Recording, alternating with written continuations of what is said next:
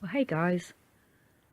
Well, firstly, I'd like to say thanks to all the people who've subbed to me recently. I sort of had my channel going for about 4 years properly, although I was putting a couple of videos up before. And I've always been very sort of niche, really, because of my sky vids. But coming across Martin Liedtke and Flat Earth British and Mudflood, I've sort of expanded my horizons somewhat, I think. But I've sort of come across a lot of things in my travels and in my researches, so I thought I'd do videos about the sort of things that I come across. So this is the Lammasu, or the Lamassu, not quite sure on the pronunciation, but it's an Assyrian human-headed bull beast, and I've seen them about, you know, looking at Sumerian art and stuff like that. But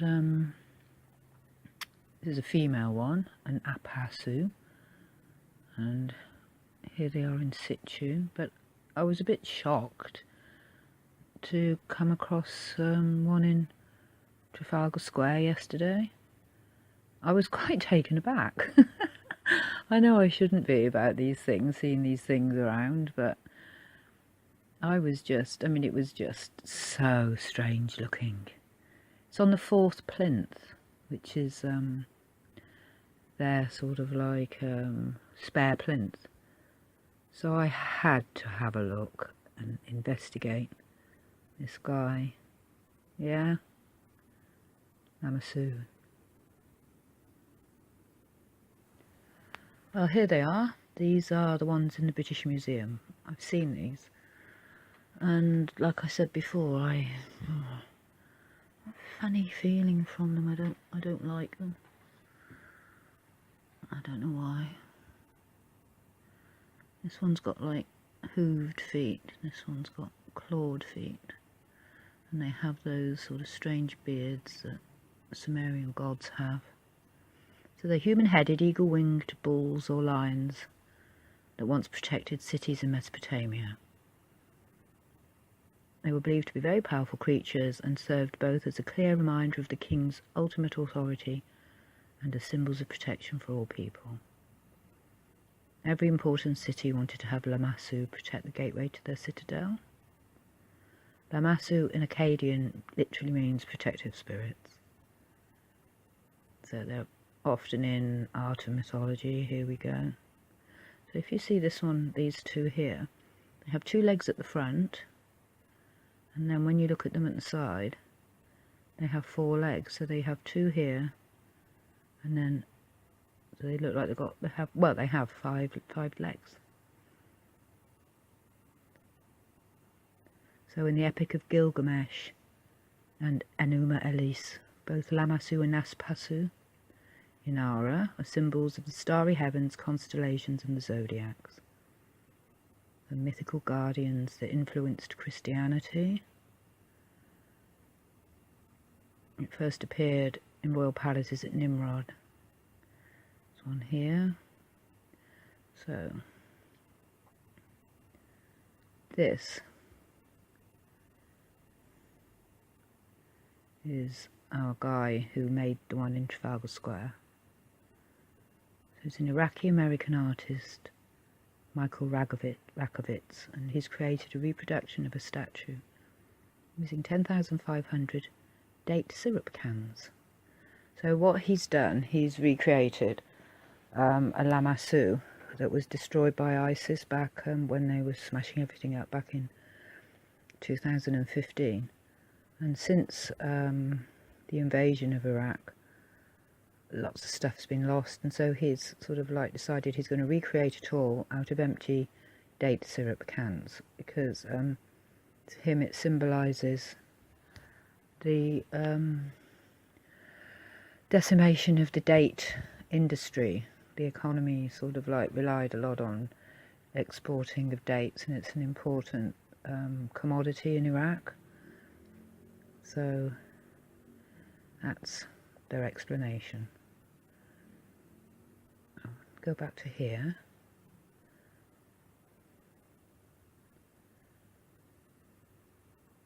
So here are these things in situ, and here are ISIS destroying them. It's got some sort of like power saw on it, whacking away, get rid of these things. They thought, well, it said they were pagan, they didn't like them. Yeah. And then up here we've got like making the things. This is how they make them. They sort of like got all this sort of like smash all the cans down. Here it is. And there it is. Yeah. So this is about our Fourth Plinth. And this is about the heavenly history of angels in art. So angels, yeah. Centuries angels have graced works of art with their ethereal presence, appearing as ancient statues and adorning modern murals. These winged figures have become a fixture in art history, spanning medium, culture and time. Well, they don't look like our angels, Christian angels, do they? I mean, we say our angels, but the angels that we're sort of familiar with in Western culture are people that look like us, men that look like us, with white wings, a sort of Leonardo da Vinci, Michelangelo, Renaissance angel. But this is an angel. So this video here, it's a shame my screen capturer doesn't record, because he really points out what's going on here. They are basically the cherubim, so they're a mashup of man, bull, lion and eagle, bird, and wings. Got like this tail, which looks rather facetious, but, and then usually have lion's claws and horns or cloven feet, like a sort of a bull, like hoofs. Yeah. And he goes on to show how difficult it was to move the things. I mean, look how big they are. They're huge, and some of them were like 40 foot tall. They're just massive. And lots of museums have got these things. The Louvre's got some, the British Museum has them, and he's showing here just how difficult it was to move these things. I think he's got some pictures here, like this is where they're all. Now here he actually says these were smashed up in a natural disaster. Yeah. And some more there. So yeah, this guy is saying basically they're cherubim, they're angels.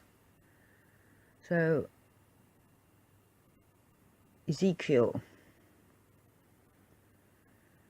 Then I looked, and behold, a whirlwind was coming out of the north, a great cloud with raging fire engulfing itself, and brightness was all around it, and radiating out of its midst like the colour of amber out of the midst of the fire. This is what I saw.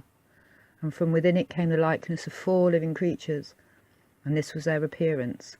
They had the likeness of a man, each one had 4 faces, and each one had 4 wings. The creatures did not turn when they went, but each one went straight forward. As for the likeness of their faces, each had the face of a man, each of the 4 had the face of a lion, and each of the 4 had the face of an ox, and each of the 4 had the face of an eagle. Thus were their faces. So here.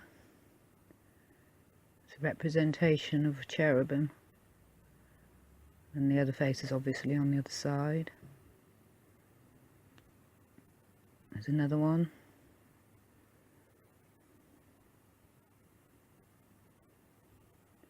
And this is my favourite. This is awesomeness. Look at this.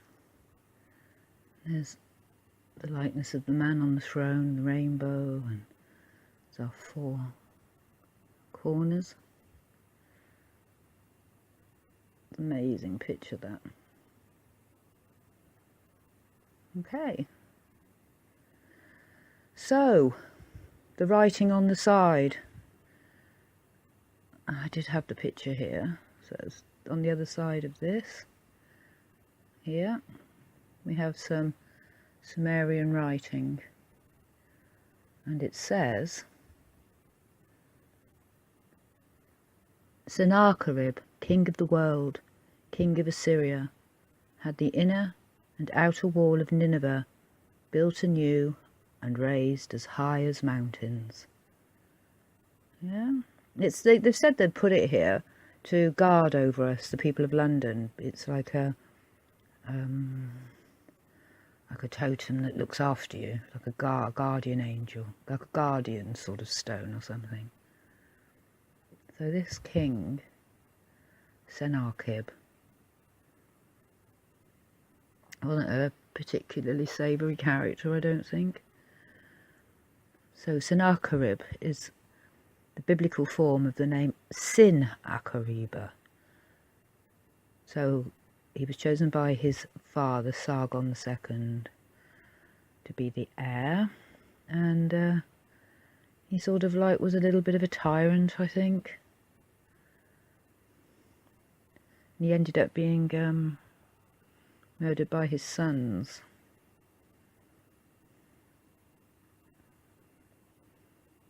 There's a bit more here about him.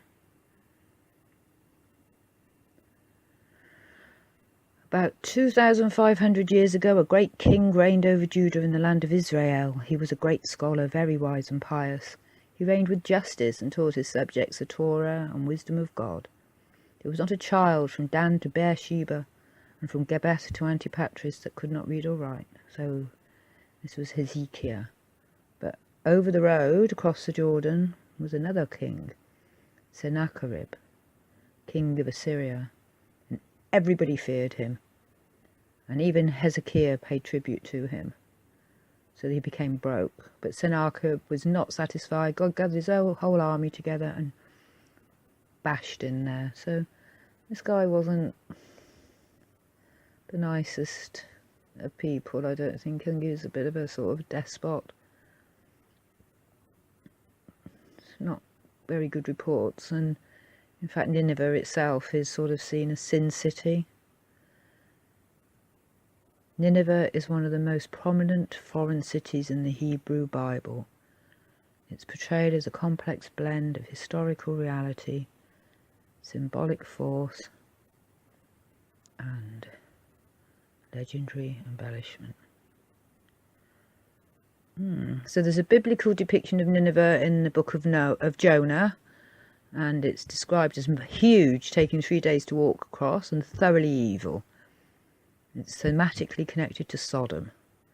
So Nineveh is a metaphor for the ambiguity of all cities. And while we're here, we might as well have a look at the significance of dates.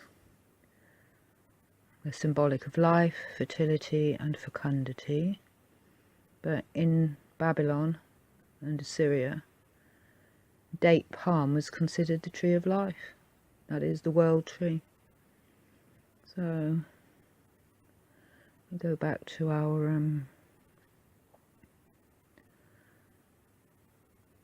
my file and have a look at this. My Lamassu.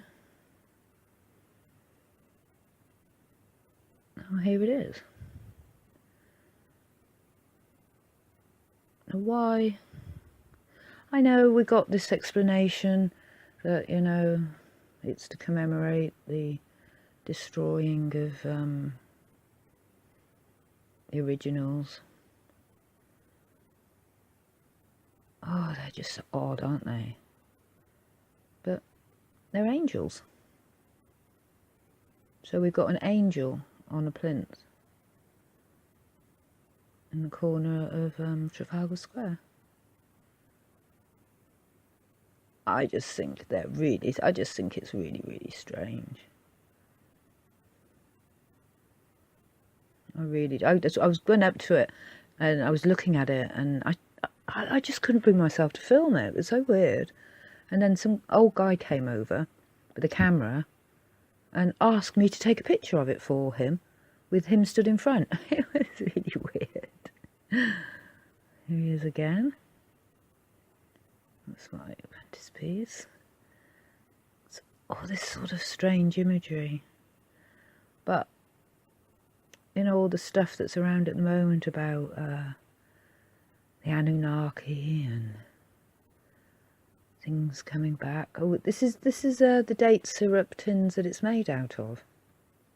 I went and had a look at the side that's got the writing on it, and it looks like little bits of sheet metal, all sort of like put together. It's like little bits of gold metal. It's quite, here you can see, sort of overlaid. It was quite sort of nicely done, and here he is building the thing. And this is like a close-up of how they do it. They sort of cut bits out, cut detail out, and pin it together to get the mosaic. I quite like the technique that they use, but oh man, I'm just not that really taken by them. Although they are angels, so it's just, so the hoofs, the lion tail, the bull's body, the bird's wings, and the man's face. So yeah, I wonder if they'll put them on the other four corners.